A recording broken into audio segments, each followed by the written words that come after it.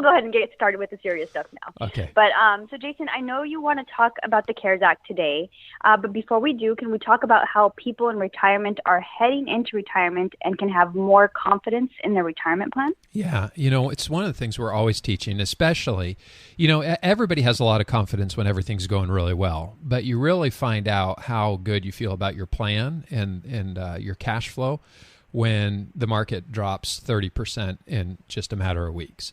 And so extreme volatility right now, one of the things we're always teaching is that retirement's all about cash flow. Once you hit retirement, you're not in accumulation mode anymore. You're trying to figure out this income thing. Make sure you're not going to run out of money in retirement. And I've got something I want to share with people. I'm calling it the Sound Retirement Income Score, SRIS, the Sound Retirement Income Score. And this is a way for you to grade yourself to see how much confidence you have heading into retirement. And your grade can be anywhere from an A+ to an F, depending on how the numbers work out for you. So this is the way that you do it, Emilia. What I want people to do is in retirement, look at what retirement's going to look like for them in terms of guaranteed income. So for many people, that means their only guaranteed income is going to be their Social Security. So add up Social Security. Now, if you're fortunate enough that you have a pension from a company or from the federal government or from a state government or from the teachers' retirement system or wherever you happen to have a pension from, add that in because that's guaranteed income. And then also add in if you have any guaranteed annuity income that you purchased on your own. So those are going to be your guaranteed income sources. And then what I want you to do is go through and add up all of your essential expenses. So when you're adding up essential expenses as you're doing your spending plan for retirement, we don't want you to add things like Netflix. Obviously, if you had to live without Netflix, you could. For some people, dining out might be essential. For other people, that's going to be more of a discretionary expense. So everybody gets to decide what's essential and what's discretionary to them. But I would say for most people, we would say travel is not really an essential expense. That's more discretionary. If you can do it, you'd like to do it. But, we really want you to get down to what's necessary, the garbage, water, sewer, mortgage, taxes, insurance, kind of things you have to pay for in order to be able to sustain living. So now we do this in the retirement budget calculator for people that are using that tool. We allow them to assign an expense as either essential or discretionary. So if they're using that, it's real easy. If not, you just go through all of your expenses and determine what's essential. So once we have your guaranteed income and your essential expenses, what I want you to do is take the guaranteed income. So let's just say hypothetically, you're going to have $2,000 a month of guaranteed income and your essential expenses are $4,000 a month. I want you to take that $2,000, divide it into the $4,000, and that's going to give you a sound retirement income score of 50%. So if you get a 50%, we'd say that's an F. So it'll be interesting for people to go through this exercise and see how much guaranteed income that they're going to have coming in compared to their essential expenses.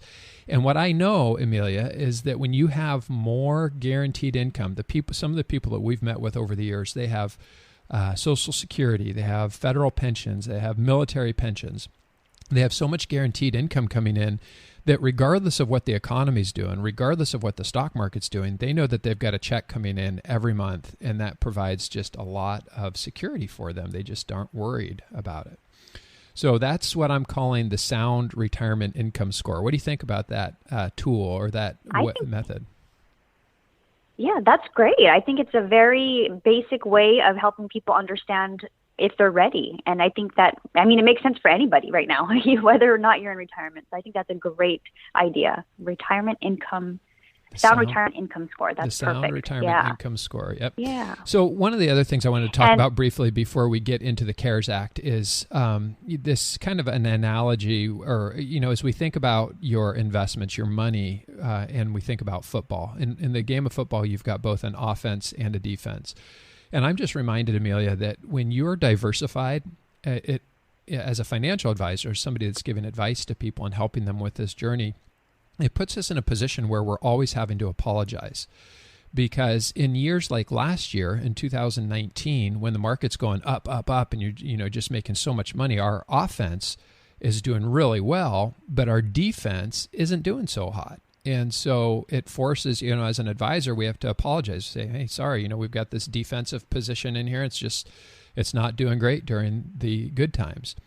And then what happens, we have a time like what's happening right now where we have all this volatility and our offense is not doing well. It's, there's a lot of volatility on the investment side, but we've got this defense. So now we're having to apologize because of the offense, but we're so grateful that we have the defense.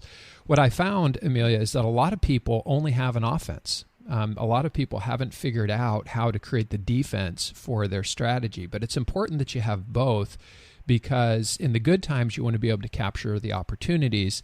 But in the bad times, you want to have that defense there, because that's what's going to help you sleep better at night, knowing that you've got a little bit of protection, a little bit of safety built into the overall cash flow plan.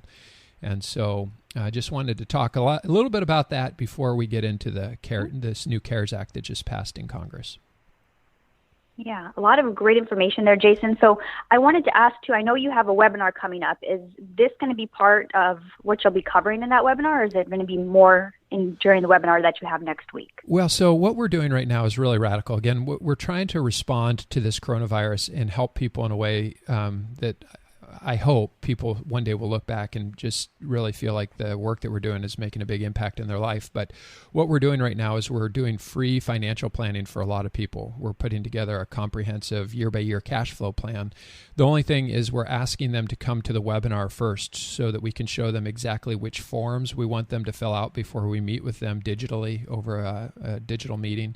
And then we're going to show them exactly what to expect going through the planning process in terms of a year-by-year cash flow plan, stress testing the plan, how to maximize Social Security, and understanding the investment risk that they're taking in their current investments.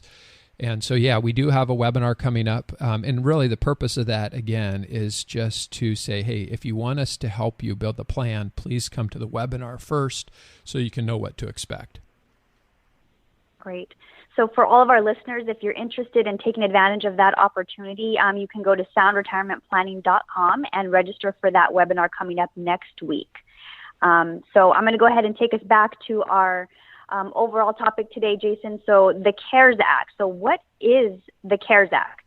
Yeah, so this is brand new, massive, massive stimulus. We talked about this at our last show about how Congress there was going to be some stimulus. We didn't know what it was, but now we do.